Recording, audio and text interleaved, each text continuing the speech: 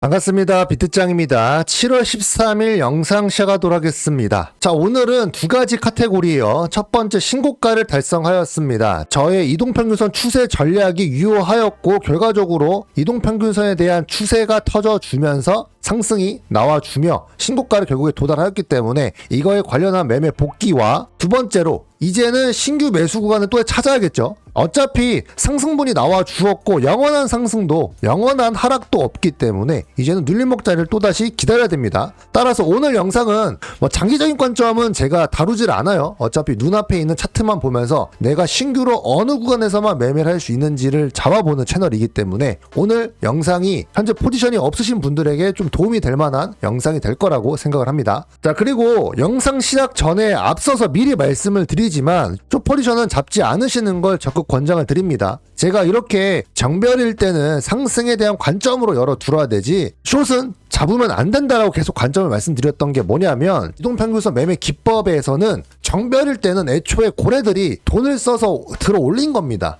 그럴 때 무리하게 추세를 꺾으면 안 되거든요. 그러니까 이 평선 자체가 추세가 터지는 거를 미리 알 수 있는 매매 기법이기 때문에 결과적으로 불안해서 내가 롱을 못 잡을지언정 숏 포지션만 안 잡으면 돈을 아낄 수 있다는 걸 꼭 기억하시길 바랍니다.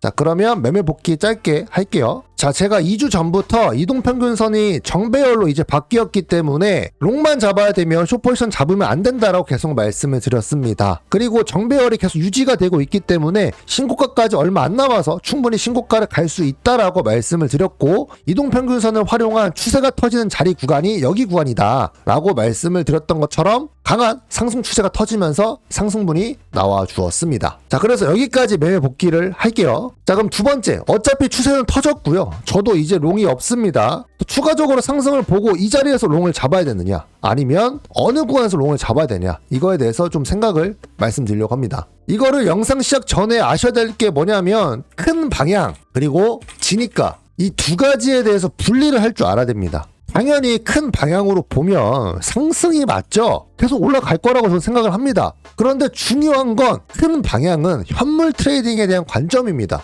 어차피 현물은 청산가가 없기 때문에 내가 조금 더 위에서 잡는다 한들 아쉬울 게 없어요. 하지만 선물 트레이딩은 청산가가 있기 때문에 이 진입가가 굉장히 중요합니다. 왜냐? 내가 어디에서 진입을 하는가에 따라서 수익률이 천차만별로 바뀌기 때문이에요. 그게 레버리지의 힘이고요. 지금 구간에서는 7일선에 대한 횡보를 하고 있기 때문에 올라가도 안 이상하고 내려와도 안 이상합니다. 물론 큰 방향으로 보면 계속 올라가는 관점이라고 저도 말할 수가 있어요. 근데 그런 말 누가 못합니까? 중요한 건 내가 어디에서 진입가를 잡아서 잡자마자 올라갈 수 있냐, 이게 가장 중요한 거겠죠. 제가 106에서 잡자마자 BT가 올라갔잖아요. 똑같습니다. 여기에서 안 눌리고 올라가면은 놓아주고 다시 매매 전략을 세우는 것이고요. 제가 생각한 흐름대로 만약에 눌려준다고 하면은 진입가를 맞춰놓고 큰 방향을 또다시 먹는 그림이 나와준다는 것이죠. 그래서 저의 채널은 선물 트레이딩 채널이기 때문에 큰 방향은 어차피 상승으로 보고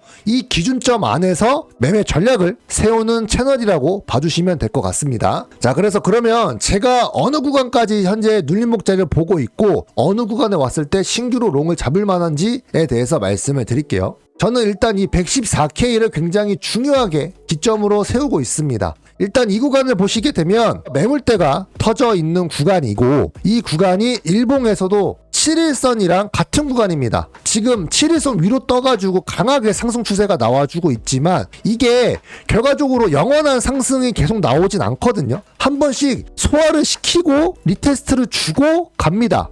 제 영상을 계속 보시는 분들은 아시겠지만 리테를 꼭 주거든요. 보시게 되면 98K까지 내려주었다가 반등이 나와주고 횡보를 일봉에서도 거쳤습니다. 이때도 일봉 차트에서 보시게 되면 횡보를 일주일 정도 거치다가 결과적으로 눌림목이 나와주었거든요. 이때 106에서 이동평균선 리테스트를 붙여주고 올라갔습니다. 결과적으로 106K에 대한 리테스트를 해주고 그 다음부터 상승이 이어진 거잖아요. 똑같습니다. 지금 구간에서는 이제 이 7일선에 눌릴 때까지 기다려야 된다는 겁니다. 그런데 이런 얘기를 하다 보면은 대부분 사람들이 이런 말을 합니다. 상승장에 누가 눌림목자를 그렇게 다 주냐, 내려오면은 개미들이 다 매수할 텐데. 그 말도 맞죠. 그 말도 맞는데요. 그러면 안 누릴 거라는 자신이 있으신가요? 이 구간에서? 선물 트레이딩은 늘 리스크를 관리할 줄 알아야 됩니다. 여기서 추가적으로 더 올라갈 수도 있겠지만 올라가봤자 얼마나 먹겠어요. 여기 자리에서 신규로 매수할 수는 없습니다. 제가 말씀드리는 논점은 뭐냐면 여기 구간에서 추가적으로 매수를 하기보다 오히려 눌리는 자리를 기다려서 어느 구간까지 눌렸을 때 내가 겁먹지 않고 신규로 체결이 가능한가를 분석하는 걸 말씀드리는 겁니다. 자, 그래서 이 114K까지 눌렸을 때는 7일선에서 매물대랑 겹치는 이중 지진 구간이기 때문에 롱을 체결을 할 만하다라고 생각을 합니다. 그러면 이제 114K까지 왔을 때 여기에서 만약에 가격이 안 밀리면 어떻게 될 거냐?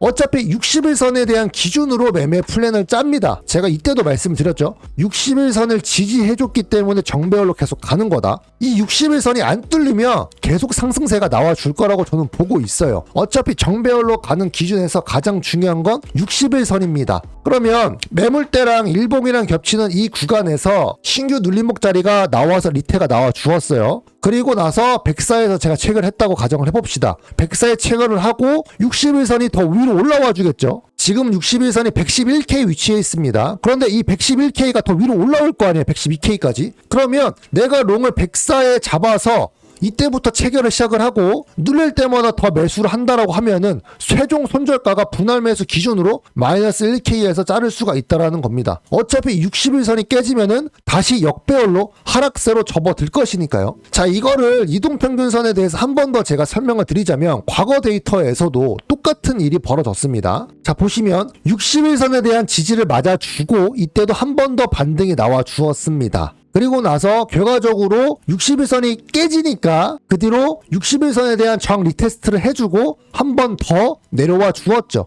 즉 상승 추세와 하락 추세선을 기준으로 둘 수 있는 것은 이 4시간 봉에 대한 60일선 기준이라고 보시면 될 것 같습니다. 저는 그렇게 매매를 하거든요.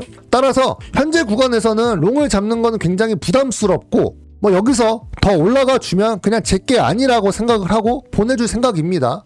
저는 제 돈을 굉장히 소중하게 생각을 하고 저는 근거 있는 매매만 하기 때문에 여기에서는 매매할 생각이 없고 눌릴 자리를 기다렸다가 여기서 체결할 생각입니다. 이게 상승 추세일 때 눌리길 기다린다는 것 자체가 뭐 기우제 지내는 거다라고 생각하시는 분들이 많을 수가 있는데요. 근데 그렇게 위험한 매매를 하다가 그 단 한 번의 실수 때문에 모든 돈이 다 날아가게 됩니다. 이게 비트코인 자체는 애초에 24시간 돌아가고 언제 호재든 악재든 뜰 줄 모릅니다. 그래서 모든 파동에 다 들어가면 너무 스트레스가 심해요. 그래서 내가 매매할 구간과 매매를 안 해야 할 구간을 명확하게 분리해놓고 그 구간까지 기다리는 게 가장 중요하다고 생각을 합니다. 저는 이 114K까지 기다릴 것이고 114K가 안 올 것 같겠지만 여기서 3%만 떨어지면 돼요. 3%만 떨어지면 114K 오거든요. 그래서 이 구간에 왔을 때 일봉에 대한 7일선과 겹치는 구간이어서 롱을 체결할 것이고 당연히 60일선이 깨지는 이 기점으로 손절 라인을 잡을 것입니다. 추가적으로 제가 더 브리핑 해드릴 게 있거나 실시간으로 관점 변동이 되게 되면 제가 이제 매매 후속 브리핑을 올려드리고 있는 매매 기록 채널에다가 업로드를 계속 해놓고 있습니다. 그래서 이 구간에서 제가 다 라이브 방송 및 실시간 브리핑을 통하여서 후속 브리핑을 남기고 있으니 매매기록 채널에 입장을 하시길 바라겠습니다. 오늘도 영상 유익하셨다면 구독과 좋아요 한 번씩만 부탁드릴게요. 감사합니다.